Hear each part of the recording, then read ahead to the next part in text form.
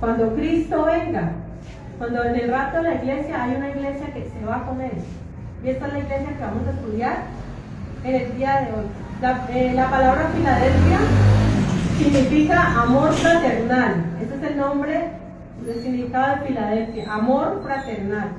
Resulta que el rey Átalo II, era rey de Pérgamo, hizo una ciudad para su hermano Eumenes. O sea, era tanto el amor entre hermanos que él le quiso dedicar esta ciudad, le cambió el nombre, ¿no? Porque Filadelfia antes había tenido otros nombres, Nueva Cesarea, otros nombres, pero ya se fue cambiada por esto, ¿no? Por ese amor entre hermanos que había. Bueno, esta ciudad de Filadelfia está sobre un valle muy fértil, porque está cerca de un volcán, y este volcán cuando hace erupción, pues cuando hacía erupción, permitía que se fertilizara con el lodo, con todo eso, hacía que ese lugar fuera un lugar muy rico en minerales. Entonces allí era propio para los cultivos. Entonces allí se cultivaba la vid, había muchos viñedos en esta ciudad, sí, la vid, la uva. Pero resulta que se hicieron un dios. Como ya hemos visto que en todas las otras ciudades paganas hacían templos a dioses, dedicaban a diferentes dioses, aquí también. Aquí hicieron un templo para el dios Baco o Dionisio, dios del vino Dionisio o Baco. De allí viene la palabra bacanales, ¿sí? Los bacanales que hace la gente, que hacen esas francachelas, esos carnavales, todo eso es adorando al dios del vino. Este dios muchas veces era representado como un niño que se embriagaba, y de otra manera también lo representaban como el cabello, como racimos de uvas, y se la pasaba tomando, y en algunos casos era obisco, pues por las borracheras, ¿sí? Entonces así se representaba a este dios Baco.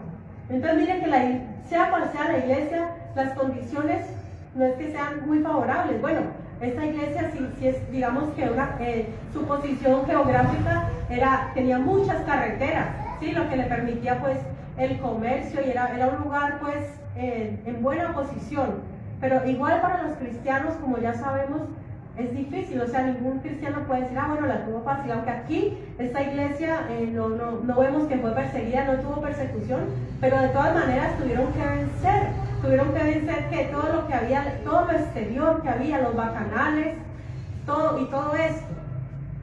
Bien, ahora sí más o menos ahí pues hablé sobre lo que fue la ciudad. Ahora sí vamos a lo que dice el texto. Dice, escribe al ángel de la iglesia en Filadelfia. Nuevamente el Señor mandando su carta ¿a quién? Al ángel, al encargado, ¿cierto? Y este mensaje era para que fuera leído para toda la iglesia. Dice, esto dice el santo. Primeramente se identifica como el santo. Nuestro Dios es ¿qué? Santo. Es santo. Y él está diciendo, apártese de iniquidad todo aquel que invoca el nombre de Cristo.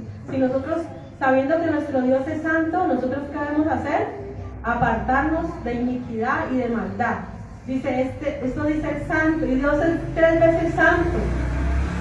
¿Por qué? Porque Dios es Padre, Dios es Hijo y Dios es Espíritu Santo. Por eso la Biblia lo llama santo, santo, santo. ¿Sí? Perdón, un momento.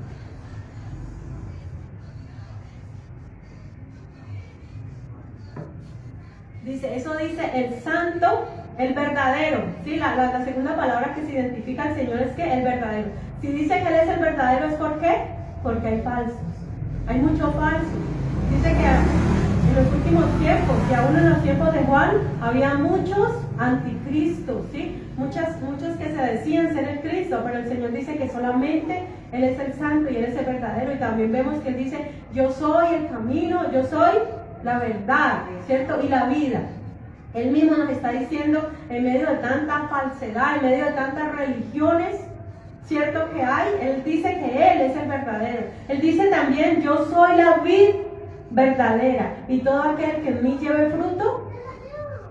O sea, no es posible nosotros como hijos de Dios llevar buen fruto apartados de la vid. Él es la vid verdadera. Sí, Él es.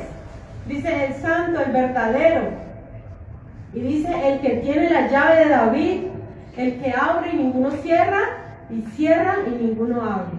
Aquí nos está hablando de la llave de David. Bueno, ¿quién es David? David es del linaje de David. David fue el dulce cantor de Israel, el rey, el mejor rey que nos nombra la Biblia, ¿sí? En cuanto a que el Señor Jesús se complace en decir que Él pertenece humanamente a la tribu de Judá. Sí, recordemos que hay 12 tribus de Israel. Una de ellas, ¿cuál es? Leví, que es por la línea de los sacerdotes, y la tribu de Judá, que de ahí vienen todos los reyes. Y mire que la Biblia nos dice que nosotros somos ¿qué? Reyes y sacerdotes. O sea que el Señor Jesús humanamente dice que Él es descendiente de la tribu de Judá, de David, del linaje real. Jesús es rey. Dice la Biblia que el Señor le prometió a David un reino eterno que no tendría fin, ¿cierto? Que de él saldría el Mesías, el Salvador, y su reino no terminaría. Su reino sería por siempre y para siempre. Ese es el Señor Jesucristo. Y Él se presenta, Él dice: yo tengo la llave de David. Vamos por favor a Isaías 22, 22, si alguien lo tiene, por favor. Isaías 22, 22. Que nos dice exactamente este versículo, nos dice ahí.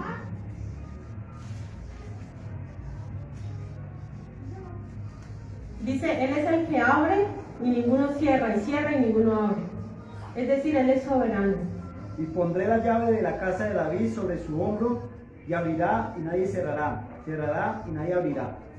Es lo mismo que estamos leyendo, ¿cierto? Amén. Es exactamente lo mismo.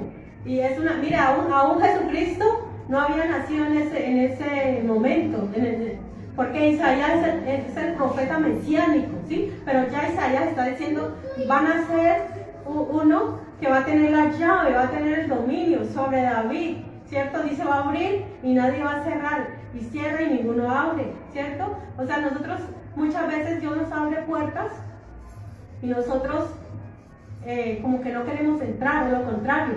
A veces hay puertas cerradas que Dios nos ha abierto y nosotros queremos hacer un esfuerzo por entrar, por meternos a los empujones, a lugares que Dios no quiere. Pero mire, Dios es el que tiene el control, Dios es soberano, y nosotros debemos estar sujetos, que solamente Él sea el que nos abra puertas. Aunque miren, todas las puertas que se abren no quiere decir que sean la voluntad de Dios. Ahí también debemos tener cuidado, porque sí, se me abrió una puerta acá, pero pues no siempre quiere decir que Dios la esté abriendo. Bien, versículo 8 dice: yo conozco tus obras. Dice: he aquí, he puesto delante de ti una puerta abierta, la cual nadie puede cerrar, porque aunque tienes poca fuerza, has guardado mi palabra y no has negado mi nombre. Mire, a todas las iglesias, recordemos, el Señor les dice lo bueno, ¿sí? Pero también les dice ¿qué? Lo malo, ¿cierto? Pero aquí, mire, aquí no encontramos nada malo. En Esmirna, si recuerdan la iglesia de Esmirna, la iglesia perseguida, el Señor tampoco tiene nada malo que decirle a ellos. Pero ¿quién quiere que le digan: vea, ustedes los van a perseguir, los van a matar, los van a meter a la cárcel y van a morir? ¿Alguno quisiera que le profetizara a alguien esto? Que un profeta viniera: vea, hermanos, ustedes han sido muy fieles, ustedes son de Dios, pero tranquilos, que les espera la cárcel, les espera la muerte. ¿Quisieran algunos de ustedes que les profetizaran esto? No, ¿cierto? Pero la iglesia de Esmirna les profetizaron eso. O sea, Dios los preparó a ellos para que en el momento que fuera necesario no negaran su fe y que fueran fieles hasta la muerte. Ese fue el mensaje de Esmirna. Pero aquí el Señor no les dice eso a ellos. El Señor aquí les está diciendo: he puesto una puerta abierta delante de ti. Qué bueno que el Señor nos diga a nosotros: mira, tienes las puertas abiertas, ¿sí? Y bueno, primeramente, las puertas que se abren son al evangelismo, ¿sí? ¿Y por qué podemos decir eso? Yo quiero que vamos ahí en el apóstol Pablo. Cuando el apóstol Pablo hablaba, decía esto. Vamos primera a los Corintios 16, 8 y 9. Primera a los Corintios 16, 8 y 9. Pero estaré en Éfeso hasta Pentecostés, porque se me ha abierto puerta grande y eficaz, y muchos son los adversarios. Bien, pero entonces, ¿para qué se le abrió puertas allí?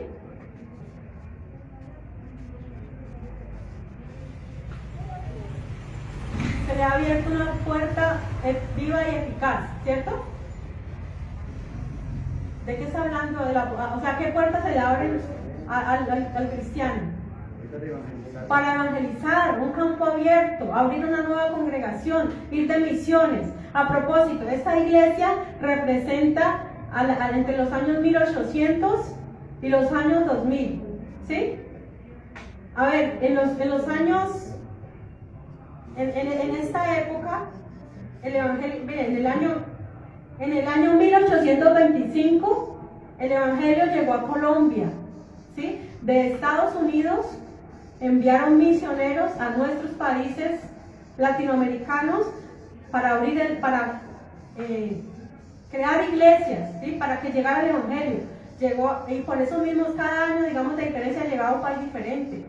Llegaba al Ecuador, llegaba a Perú, a todos los países. Sí, en Colombia llegó en qué año, en el 1825.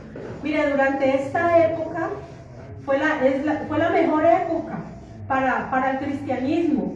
Sí, ¿por qué? Porque se abrían campos misioneros, porque las sociedades bíblicas tenían auge, sí, se abrían nuevas iglesias, se enviaban misioneros.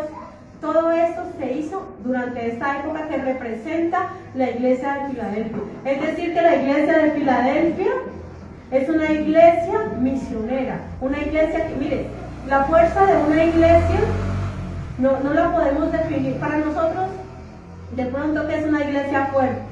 Una iglesia fuerte, podemos decir, no, una iglesia fuerte es una iglesia grande, que tiene muchos miembros, que tiene mucho dinero, que tienen edificios que disponen, ¿cierto?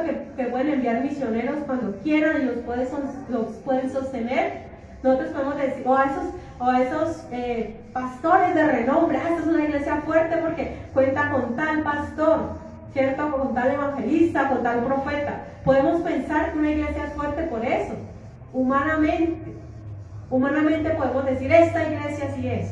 Y yo me quiero congregar en una iglesia grande, en una iglesia de poder. Podemos pensar eso, pero mire, ¿qué es una iglesia fuerte según Dios? ¿Qué es una iglesia fuerte según Dios? Porque para el hombre mira, dice la Biblia, el hombre mira lo que tiene al frente de sus ojos, ¿sí? La iglesia de Sardis era una iglesia rica, ¿sí recuerdan? Era una iglesia con mucho dinero, y también la otra iglesia que vamos a ver, la próxima iglesia, la Odisea, también eran hermanos pudientes, eran personas que tenían mucho dinero, ¿sí? Pero aquí vamos a ver que o sea, mire, no sé si es casualidad o no, pero casualmente las iglesias más pobres son las que más como que reconocen la necesidad. ¿Sí? ¿Por qué? Porque es que nosotros reconocemos que tenemos la necesidad. El rico mire, los ricos creen que están bien. Los ricos creen que no necesitan nada. Eso les puede pasar a las grandes iglesias. Pueden pensar, no, estamos bien, Dios nos... Pero mire, eso según uno. Pero ¿qué piensa Dios de nosotros? Ahí lo importante es que ¿qué es lo que Dios piensa de nosotros? Eso es lo que importa. Mira, ahí no importa lo demás. ¿Sí? Hasta el hombre siempre va a buscar, a invitar a predicar a los más reconocidos, a los que tienen más seguidores en Facebook, en YouTube, son los que llaman, a los que profetizan, a los que hablan duro, a los que toda hora les están hablando de prosperidad, de que yo viajo por tal parte y recogen más dinero. Entonces, estos son las personas según este mundo que son grandes para el mundo, ¿cierto? Pero mire, ¿qué piensa Dios? Ahí lo que tenemos que poner cuidado nosotros es qué piensa Dios de nosotros como iglesia. ¿Qué piensa Dios? Tal vez nosotros decimos, bueno, nosotros tal vez evangelizamos, hacemos esto, pero no estamos viendo los resultados que queremos, ¿cierto? Hemos trabajado en el Señor, pero tal vez decimos, no estamos viendo resultados. Pero mira, ahí lo importante es qué piensa Dios de nosotros como iglesia. ¿En cuál de las iglesias que hemos visto estamos identificados cada uno de nosotros? Sí, mire, otra cosa, nosotros podemos decir, mire, para hacer la voluntad de Dios, Para hacer la obra de Dios necesitamos dinero, ¿cierto? Bueno, por una parte, claro, se necesita dinero para hacer la obra de Dios. O sea, si nosotros tuviéramos en este momento mucho dinero, ¿qué hacemos? Bueno, compramos un local muy grande, ¿cierto? Hacemos un edificio grande, un parqueadero, salón de escuela dominical arriba, grupo de alabanza. Mira, hay grupos de alabanza que les pagan, ¿sí? Les pagan, entonces ahí sí aparecerían. Si usted pone porque yo he visto clasificados, se necesita pianista, guitarrista para formar un grupo. Si hay plata, hay muchos llegarán y conformarán tal vez una buena banda, entre comillas, buena banda, ¿sí? Pero entonces todo eso se compra con dinero. Ah, sí, mandemos misioneros allá al exterior, con todo pago, aquí compramos los tiquetes, los peajes, todo corre por cuenta de la iglesia. Entonces podemos decir, no, la obra de Dios la hacemos con dinero, ¿cierto? Pero vamos a ver que la iglesia más misionera que hubo era una iglesia. Miremos ahí, ¿cómo era esta iglesia? Dice: he puesto delante de ti una puerta abierta la cual nadie puede cerrar, porque aunque tienes poca fuerza, has guardado mi palabra y no has negado mi nombre. O sea, era una iglesia no pudiente. No era una iglesia que tenía todo lo que necesitaba, no. Aquí vemos que era una iglesia con poca fuerza, o sea, pocos recursos económicos. Sin embargo, eso no le impidió a esa iglesia llevar el evangelio a la India. Ellos fueron los que llevaron el evangelio a la India y a muchos otros, y gracias a la misión de la iglesia de Filadelfia, igual nos llegó el evangelio aquí a nuestra América. ¿Por qué? Porque es una iglesia que no confía en sí mismos, sino que confiaron en Dios. Y entonces, miren, nosotros sí podemos ser una iglesia misionera, podemos ser una iglesia que agrada al Señor, así no tengamos los recursos. Dios nunca ha detenido su obra por falta de plata, no, Dios se ha valido de lo que sea. Nosotros podemos hacer la obra de Dios con lo que tenemos, con lo que hay podemos hacer la obra de Dios. Que no hay suficientes líderes, que no hay este carro. Yo quisiera, hace tiempo he querido una van que le quepan por ahí 8 o 10 personas para llevarlos de ciudad en ciudad, para hacer pues la obra misionera. No lo hemos tenido, pero mire, Dios no detengamos nosotros, no pongamos nosotros tropiezo a lo que Dios puede hacer. Porque la Biblia dice, lo más importante es ser fiel al Señor. Entonces, mire, dice, Dios abrió puertas. Dios a esa iglesia le abrió puertas. Dijo, ya le abrí una puerta y ya vimos allí que es la puerta de la evangelización. Pero vamos a ver cuál es la clave. Colosenses 4:3. ¿Cuál es la clave para que las puertas se abran? Está en Colosenses 4:3. Vemos que esta iglesia no era pudiente. Orando también al mismo tiempo por nosotros para que el Señor nos abra puerta para la palabra, a fin de dar a conocer el misterio de Cristo, por el cual también estoy preso. Amén. Aquí, ¿qué está diciendo el apóstol Pablo? Orando. Necesitaba que se abrieran puertas. ¿Pero qué era cuál es la llave? La oración. La oración era la clave. Si la iglesia ora, las puertas se abren. ¿Por qué muchas veces no se nos abren puertas? Porque no estamos orando lo suficiente. Eso pasa. Mira, aquí ahí lo dice. El apóstol Pablo pidió oración a toda la iglesia, no solamente la labor de la oración es del pastor o de los líderes. La labor es de quién? De todos. Todos somos responsables de que la iglesia crezca. Si la iglesia aumenta, si la iglesia evangeliza, y si Dios nos abre puertas, ¿es por qué? Porque ha visto la oración, porque ha visto la oración en secreto. No solamente la que hacemos acá, la oración que se hace aquí es poco tiempo. La oración nuestra debe ser ¿dónde? En nuestra casa. ¿Por qué? Porque es diaria. La oración diariamente la hacemos en nuestra casa. Ahí es como la iglesia se fortalece, con la oración de todos los miembros. Dice la Biblia, entonces continuamos ahí, dice: he puesto una puerta abierta delante de ti, la cual nadie puede cerrar. Y bueno, entonces la puerta que se abre, ¿cuál es? La del evangelismo. Hay otra puerta que siempre está abierta para nosotros. Es la puerta del servicio. O sea, la oración no es tanto la puerta, sino como la herramienta y como la llave, la clave, ¿cierto? Hay otro que siempre tenemos abierto, y es el servicio.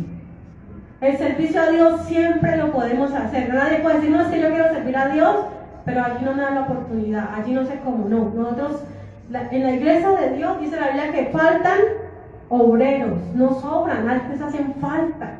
Dice la Biblia, oremos para que el Señor envíe obreros a su mies, o sea que hacen falta obreros. Nadie puede decir que no tiene trabajo, porque no es así, el trabajo sí hay, sino que nosotros somos los que somos perezosos y sacamos excusas y todo esto.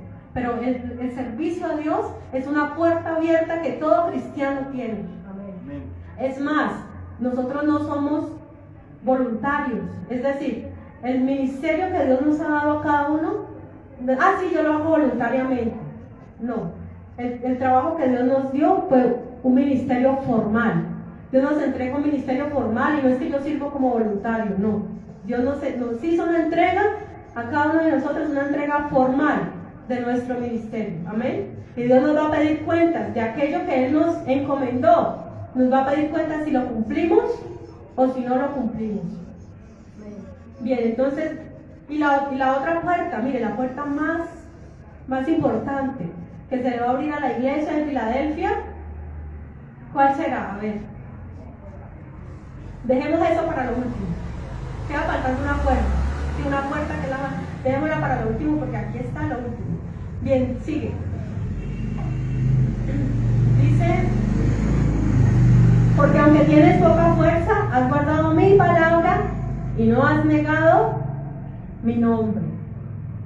Entonces, mire el punto. Ahora sí, la iglesia de Filadelfia podemos decir, es la iglesia fiel. ¿Sí? ¿Cuántos? No sé si recuerdan el 1 de enero de este año, que fue un domingo. ¿Sí lo recuerdan? Fue un domingo, el primero, y aquí celebramos, y, o sea, estuvo muy bonito el culto, ¿verdad? Los que fueron fieles y los que han sido fieles van a recordar esos días son especiales. Ese día fue, mejor dicho, le entregamos la primicia a Dios, le entregamos lo mejor, ¿cierto? A Dios, el primer domingo del año, mejor dicho, estuvimos en bendición hace un año ya, ¿cierto? No, ya casi un año. ¿Qué pasó? ¿Hemos sido fieles? De los que estuvieron ese día, ¿están todavía? ¿Permanecemos? O sea, la Biblia dice que debemos de ser fieles a Dios siempre, cada día, cada año. O sea, yo soy fiel a Dios mientras estoy bien, mientras no sea diciembre, mientras tenga comida, ¿cierto? Muchos son fieles a Dios por temporadas. Cuando la iglesia les ofrece algo, son fieles. Cuando de pronto aquí hemos hecho eventos de pronto de apoyo para de pronto un baby shower o una canasta de amor, algo así hemos hecho, y las personas han sido fieles en venir ese día y no vuelven más. Sí, hicimos un baby shower y nunca más volvió ni la mamá ni la mamá del bebé. El paciente. No, o sea, se olvidaron de Dios.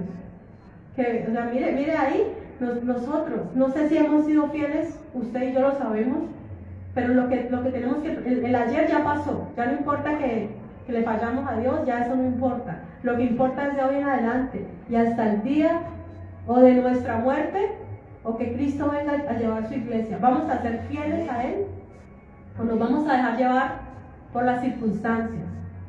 Sí, porque hay problemas, todos tenemos circunstancias difíciles. Todos pasamos por momentos duros, momentos difíciles, que decimos ya no más, ya no sigo más, ya hasta aquí llegué. Todos pasamos esos momentos, pero el Señor le dijo a Esmirna, no le dice a esta iglesia, pero sí le hace otra recomendación. A Esmirna le dijo, sé fiel hasta la muerte y yo te daré la corona de la vida. O sea, hasta el punto de morir. Si nos toca morir, debemos estar dispuestos a ser fieles a Dios. Amén. Porque la fidelidad de Dios es para siempre. Dios ha sido fiel con nosotros y que es lo mínimo que nosotros podemos hacer. También ser fieles, permanecer fieles. Nosotros también, es nuestra responsabilidad ser fieles a Él. Bien, continuamos ahí.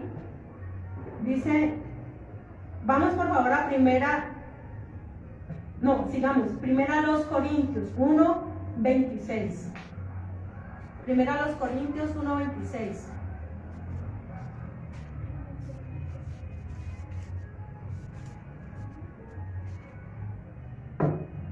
Entonces, hermanos, pues mirad, hermanos, vuestra vocación, que no sois muchos sabios según la carne, ni muchos poderosos, ni muchos nobles, sino que lo necio del mundo escogió Dios para avergonzar a los sabios, y lo débil del mundo escogió Dios para avergonzar a los fuertes. Amén. ¿Qué está diciendo? No hay muchos nobles, no hay muchos ricos, no hay muchos estudiados entre nosotros. Tal vez no hayamos estudiado lo suficiente. Tal vez alguno de nosotros no ha ido a la universidad. Tal vez algunos no han terminado el colegio. Algunos ni siquiera han terminado la primaria. Algunos ni siquiera saben leer. Aquí han pasado hermanos que ya han pasado a estar con Cristo y ni siquiera han sabido leer, pero estaban entre nosotros. ¿Y qué le está diciendo el apóstol Pablo? No son muchos nobles, no son muchos ricos, no tienen mucho dinero, pero ¿eso qué importa? ¿El Señor acaso ve eso? El Señor no ve eso. El Señor, para hacer su obra, no necesita que usted sea una persona pudiente. ¿Por qué? Porque la Biblia dice que eso muchas veces trae altivez. Porque lo que vamos a ver en la siguiente iglesia, en la iglesia de Sardis, ellos tenían de todo. Ellos tal vez sí eran estudiados. Ellos sí tenían los recursos, tenían dinero. Tal vez todo eso lo tenían. Pero ¿qué pasaba? El Señor les dijo, están muertos, están tibios, les va a decir más adelante. ¿Y qué se gana uno con tener todo lo que necesita? Aparentemente, si está muerto para Dios. Si dice, ustedes son muertos, ustedes ya no viven, ustedes andan como zombies. ¿Cierto? Eso fue lo que vimos en la iglesia pasada. Ustedes son los muertos vivientes, que andan por ahí, que pareciera que tuvieran vida, pero realmente, espiritualmente, no viven, para Dios no viven. Entonces ahí no importa que tal vez no seamos muy nobles, no seamos muy ricos, no seamos muy elocuentes, ¿cierto? Tal vez hay muchos mejores predicadores que nosotros, hay muchos adoradores mejores que nosotros, pero eso no es lo que Dios, eso no es lo que importa. Lo que importa es lo que está en nuestro corazón y que el Señor se agrade de nosotros. Bien, entonces dice, y no has negado mi nombre. Has guardado mi palabra y no has negado. Entonces, ¿cuál es la clave para ser una iglesia fiel? Guardar la palabra del Señor y no negar el nombre. Y mire, no solamente se trata de decir, yo no me avergüenzo del Evangelio, no solamente eso, sino ¿qué pasa? En estas fechas, ¿qué hacen? Hacen bacanales, hacen lo que se hacía en esta ciudad, hacen adoración a quién, al trago, a la cerveza, al vino, al aguardiente, ¿cierto? Adoran a todas estas cosas. Mire, es nuestra responsabilidad guardarnos de todo mal, de todo eso. El Señor el Señor nos guarda, pero nosotros también debemos de guardar nuestro testimonio. Mire, una forma de evangelizar, nosotros aquí, una de las formas de evangelizar, ¿cuál es? Que salimos, sacamos el parlante, ¿cierto? Es una forma de evangelizar, pero no es la única. Y en todos los países no se puede hacer igual. Por ejemplo, en Europa usted no puede hacer eso, no puede evangelizar como nosotros aquí, de pronto sacando un parlante y de pronto yendo de casa en casa. No es posible. Se hace de otra manera. Pero miren, una de las maneras que todos podemos es con nuestro testimonio. Es la mejor manera de evangelizar. Y hoy, en este día y en estas fechas, guardemos nuestro testimonio, que esa es una manera de nosotros evangelizar, mostrando que somos diferentes a ellos. Que el Señor nos guarde de todo mal, amados hermanos. Esperamos que los hermanos que no hayan venido guarden su testimonio. Sí, que guarden el testimonio, que no se contaminen con las cosas de este mundo. Que no le den honor al Dios bajo, a Dionisio, al Dios de la borrachera. Sí, porque eso era lo que se hacía en esta ciudad de Filadelfia. Entonces recuerden eso, amados hermanos, guardemos la palabra. Dice, si me amáis, guardad mis mandamientos. Amén. Si amamos al Señor, guardemos sus mandamientos y guardemos su palabra. Dice, he aquí, versículo 9. He aquí, yo entrego de la sinagoga de Satanás a los que se dicen ser judíos y no lo son, sino que mienten. He aquí, yo haré que vengan y se postren a tus pies y reconozcan que yo te he amado. Nuevamente, mire, también estaban molestando, esos que se decían ser judíos y no lo eran. ¿A quién estaban molestando? A los de esta iglesia. Ellos simplemente no hacían caso. Pero dice el Señor, de esos yo les voy a entregar unos. Estos judíos que eran falsos. ¿Pero por qué eran falsos? Porque no creían en el Mesías. Aquellos que no creen en Jesucristo, así sean judíos naturales, porque probablemente eran judíos naturales, pero el Señor dice, para mí no son judíos. Si son piedra de tropiezo para los cristianos, no importa que sean judíos de nacimiento, pero si no obedecen, si no creen en Jesús y además son piedra de tropiezo, el Señor les dice, son sinagoga de Satanás, son morada de Satanás. El mismo Satanás habita en ellos. El Señor les está diciendo, pero ¿qué le dice el Señor? Te voy a mandar a unos de esos. Mire, cuando ocurrió la destrucción del templo de Jerusalén, en el año 70 aproximadamente, muchos judíos que quedaron sin templo, fueron el Señor les entregó, como lo dijo, todo lo que el Señor dice, Él lo cumple, y fueron y llegaron a esta iglesia. Muchos se convirtieron en el cristianismo de estos judíos. Mire, muchos de los que nos persiguen, tal vez, de los que nos aborrecen, el Señor nos va a dar a muchos. Pero ¿qué tenemos que hacer? Ser fieles a Él. Primero creerlo, creer lo que Él ha dicho, sí, creer lo que Él ha dicho, orar para que se nos abra puertas, y el Señor nos va a entregar a muchos de esos. Qué bueno, qué buen testimonio que de aquellos que nuestro mal desean, los veamos aquí, tal vez con una penosa enfermedad. No sabemos el medio que Dios use para que lleguen a los pies del Señor. Ese es el propósito del Evangelio, que las almas se salven. Bien, dice, continuamos ahí. Dice, y reconozcan que yo te he amado. Qué bueno, ¿no? Que ver que aquellos que tal vez se burlaron, que tal vez nos quisieron hacer daño, pero reconozcan que Dios está con nosotros. Qué bueno eso, ¿cierto? Mire, yo con esto no pretendo decir, nosotros somos esta iglesia. No pretendo decir eso, cada uno sabe su condición. Pero sí debemos, si no lo somos, sí debemos aspirar a ser la iglesia. Sí, yo no digo, ay, no, nosotros ya de todas las que vimos no estamos, pero en esta sí nos identificamos. Pues qué bueno que Dios es el que sabe, y Dios verdaderamente nos dice, han sido fieles. Pero mire que es necesario, Dios juzga individualmente, pero Él también hace un juicio colectivo. Sí, mire que Él juzgó a la iglesia en su conjunto y también individual. Entonces nosotros, si mejoramos cada uno individualmente, el resultado colectivo es bueno. Sí, el resultado colectivo es bueno. Versículo 10. Por cuanto has guardado la palabra de mi paciencia. Mire, para guardar la palabra del Señor hay que tener aguante. Esta es la palabra griega, aguante. No cualquiera, porque muchos se han ido, porque no guardan la palabra de la paciencia, no tienen aguante. A la primer problema, a la primer circunstancia, se van de la iglesia. ¿Pero por qué es esto? Porque no están en buena tierra. Porque la semilla no ha caído en buena tierra, sino que ha caído junto al camino, o junto a las piedras, ¿cierto? O junto a los espinos. Ha caído en otros lugares menos en buena tierra. ¿Y nosotros por qué si estamos y damos fruto? Porque somos buena tierra. Es lo que el Señor desea, que seamos fieles. Dice, por cuanto has guardado la palabra de mi paciencia, aquí está la promesa. Yo también te guardaré de la hora de la prueba que ha de venir sobre el mundo entero, para probar a los que moran sobre la tierra. Mira, hay una promesa. ¿Para quién? Para el que venza, para que el que sea fiel. Mire, a esta iglesia no le dijo, mire, ustedes tienen primero, mire, aquí antes, la promesa está en el 12.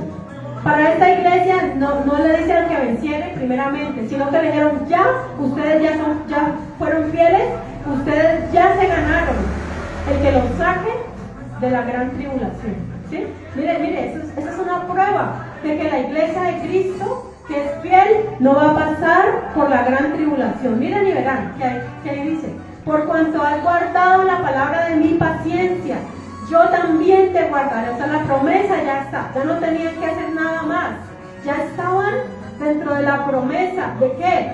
De que nos va a sacar de la hora de la prueba. Ven que la gran tribulación, aquí se les dice, no habla solamente de una tribulación leve o momentánea, sino dice la tribulación que vendrá sobre el mundo entero. ¿Cuándo es eso que va a venir la prueba sobre el mundo entero?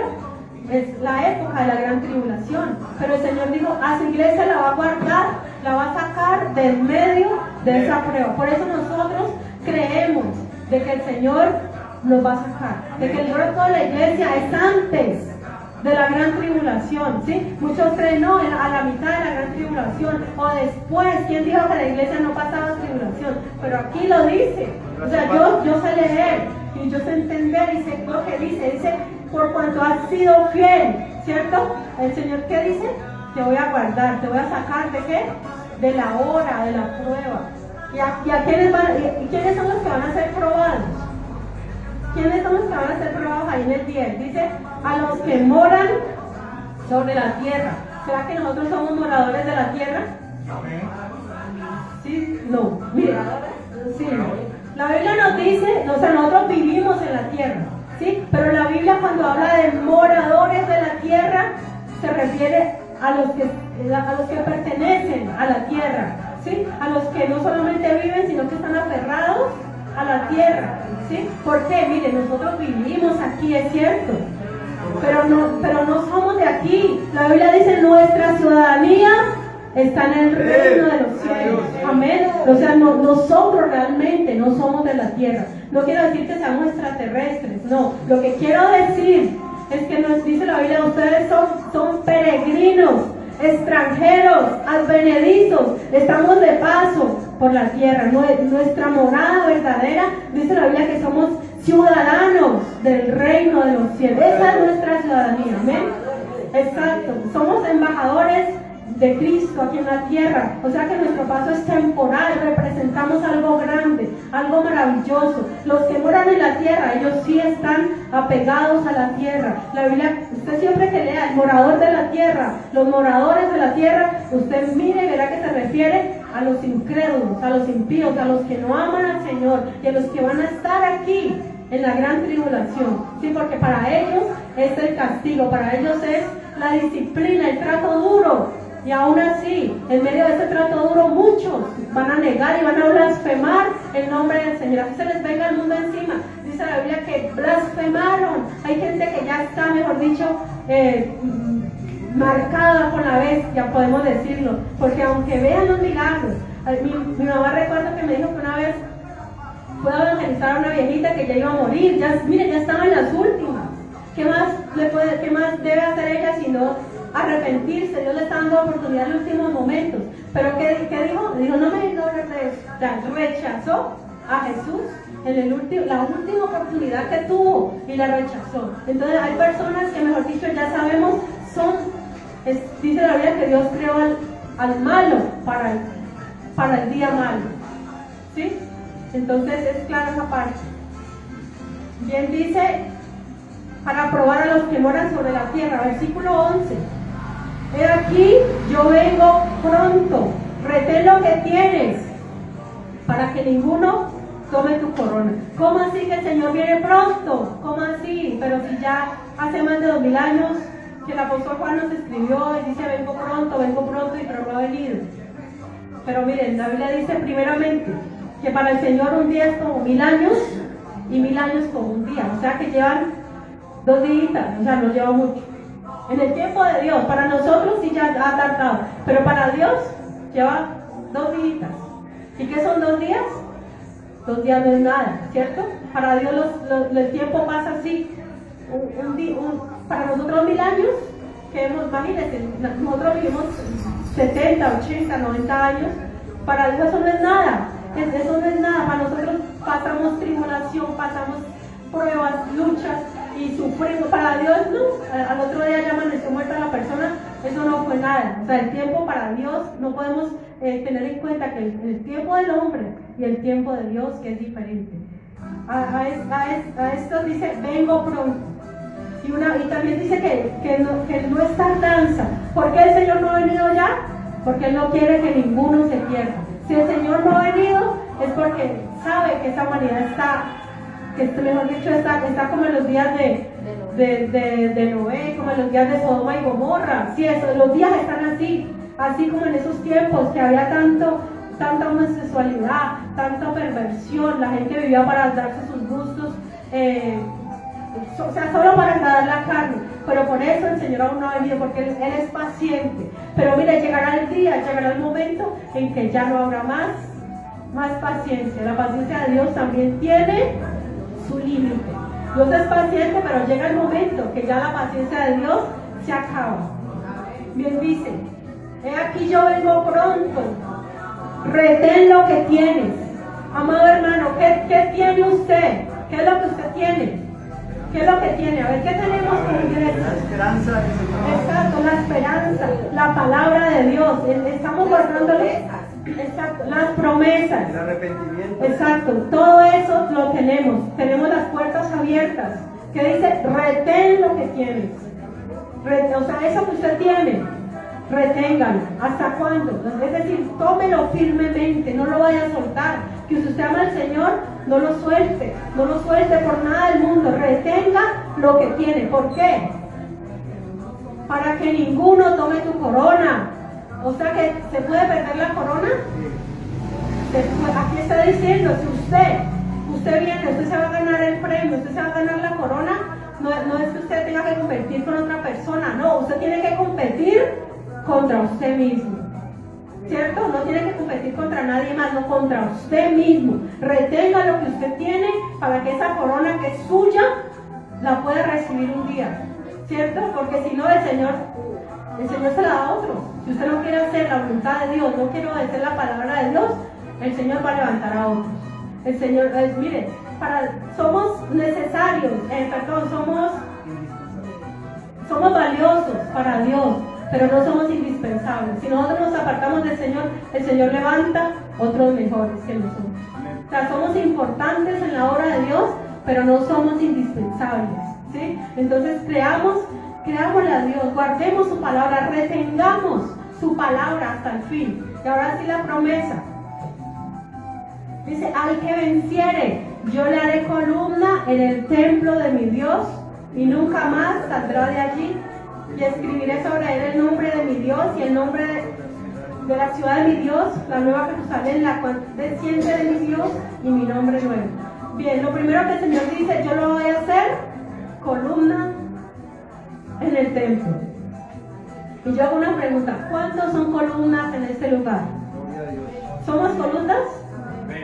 Mire, estas son las columnas, ¿cierto? Las columnas usted no las puede quitar, ¿sí? En estos días yo le decía al hermano que construye, que a mí me gustaría, si Dios lo permite, tumbar estas paredes para que nos extendamos hacia allá, ¿sí? Para que sea más grande el local, ¿sí? Pero entonces él decía que él quiere quitar esa columna para que no estorbe.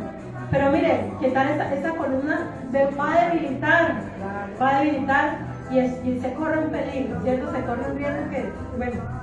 Pero entonces, ¿qué quiero decir con esto? Ese cuadro que está ahí, ese cuadro se puede de pronto mojar, humedecer y lo botamos, ¿cierto? Ya no sirvió más. ¿Qué otra cosa hay aquí? Una silla se puede... La pintura. Una silla se puede romper y ya la botamos. Este reloj de tiempo está allí, pero hace tiempo no da la hora, ¿sí? Él está allí de adorno. ¿Qué pasa? En algún momento lo podemos botar también, pero no nos podemos deshacer de las columnas. Entonces, ¿usted qué es en el templo de Dios? ¿Usted es columna o usted es cualquiera de eso otro que este ofrendario? Él ya lo veo que está como malo, hay que restaurarlo, hay que reemplazarlo, ¿sí? Entonces, ¿qué somos nosotros dentro del templo de Dios? ¿Somos columnas o somos cosas que salen fácilmente? Que al primer programa ya me fui a la iglesia, abandoné la obra del Señor. Entonces el Señor le hace la promesa, ustedes serán columnas en el templo de Dios. ¿No le parece a usted maravilloso que el Señor, mire, una cosa es decir, Cristo vive en mí, y otra cosa es decir, yo vivo en Cristo? Es diferente.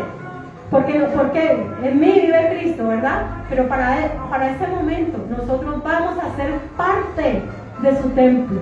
Es diferente que Cristo viva en usted y que usted viva en Cristo. Que nosotros vamos a formar parte del templo del Dios vivo. Sí, vamos a ser parte. Podemos decirlo, bueno, para nosotros podemos decirlo en tiempo futuro, ¿sí? Porque estamos todavía en la tierra. Para Dios ya estamos con Él. Pero mire, es la promesa. En la iglesia en la ciudad de Filadelfia, Este sector era propenso a terremotos y todavía lo es, ¿cierto? Todavía en Turquía hay terremotos y bueno, hay devastaciones. Esta ciudad fue azotada por varios terremotos y todavía tenían que reconstruir la ciudad y muchos de sus habitantes no querían vivir en el centro porque no querían ser desalojados o tenían miedo de que el terremoto los matara. ¿Sí? En esta ciudad de Filadelfia. Pero si usted mira hoy, si usted busca en Google ruinas de Filadelfia, aunque la ciudad está, actualmente se llama Al-Ashir, que significa ciudad de Dios. Sí, si usted va y mira, en medio de la ciudad hay unas ruinas, lo que todavía sigue firme son las columnas. A pesar de los terremotos que hubo, a pesar de la devastación, ahí están las columnas. El Señor le quiso decir a ellos, te voy a hacer columnas, es decir, a usted nada los va a remover. Si son fieles a Dios, a usted nada los va a remover del templo, de la casa de Dios. Vamos a hacer parte de ese templo perpetuamente. Amén. Nada nos va a sacar, nada nos va a mover del templo que Dios ha escogido para que nosotros seamos parte de ese templo. Bien. Dice, y nunca más saldrá de allí y escribiré sobre él, sobre el templo. Dice, escribiré sobre él el nombre de mi Dios y el nombre de la ciudad de mi Dios, la Nueva Jerusalén, la cual, mira, aquí por primera vez en el Apocalipsis se nos habla de la Nueva Jerusalén. Mira, el Señor no solamente nos habla del infierno, de castigo, el Señor también habla de lo bueno, de lo que casi no se habla, ¿no? En la iglesia, en las iglesias casi no hablamos de la Nueva Jerusalén, ¿cierto? Muy poco hablamos de la Nueva Jerusalén, pero es una promesa ¿para quién? Para el que vence. Y esa es la otra puerta abierta. El Señor, ¿cuál es la puerta abierta que tiene? A la salvación, a la Nueva Jerusalén. Esa es la puerta abierta, la iglesia de Cristo que va a entrar a las bodas del Cordero, a la Nueva Jerusalén. ¿Cuál es? La iglesia de Filadelfia. Entonces esa es la otra puerta que está abierta para los que venzan, para los que guarden la palabra, la Nueva Jerusalén. Usted se imagina ese día maravilloso cuando el Señor nos diga, eres bienvenido a entrar por las puertas de la ciudad, ¿cierto? Y dice la Biblia, los perros estarán fuera, ¿cierto? Y no se refiere a los guaguau, sino a quién? A los infieles, a los desobedientes. Esos son los que van a estar fuera, excluidos de la gloria de Dios. Aquellos que usted le predicó y no quisieron obedecer, aquellos que se burlaron de la palabra, ¿qué va a pasar con ellos? ¿Qué va a pasar con ellos? Irán a la condenación eterna, estarán fuera, no serán bienvenidos. Pero mire, usted y yo tenemos derecho, ¿sí? Tenemos derecho a entrar por las puertas de la ciudad. ¿Cuál es? La Nueva Jerusalén. Dice el nombre de Dios. ¿Alguien le ha sido revelado a alguno de nosotros el nombre de Dios? No sabemos cuál es, pero dice que para este momento todo va a ser revelado. El Señor va a revelar cuál es el nombre nuevo para nosotros de Dios, el nombre que tal vez con nuestra mente humana no podemos entender, pero lo entenderemos espiritualmente. Entonces, amados hermanos, ¿no es maravilloso saber que el Señor quiere para nosotros una morada, una nueva Jerusalén, una salvación tan grande? Dice la Biblia que cómo escaparemos nosotros si despreciamos una salvación tan grande. Por ningún motivo, amados hermanos, vamos a despreciar, a menospreciar la salvación que Dios nos dio. Y dice, el que tiene oído, oiga lo que el Espíritu dice a las iglesias. Amén. El Espíritu habla, el Espíritu nos dice, todos tenemos oídos acá. Mire, hemos sido creados ¿para qué? Para buenas obras, para salvación. Estemos de pie, amados hermanos, y propongamos en este momento, vamos a proponer ser fieles a Dios. Amén. Él ha sido fiel y nosotros también. Yo quiero que en este momento vamos a hacer una oración. Yo quiero que si alguno de ustedes diga, Señor, yo he sido fiel, o tal vez no vamos a decir, no, Señor, tal vez he fallado mucho y quisiera ser más fiel a ti, más fiel a tu palabra. Yo quiero que en este momento nos dispongamos, pasemos aquí al frente, el que quiera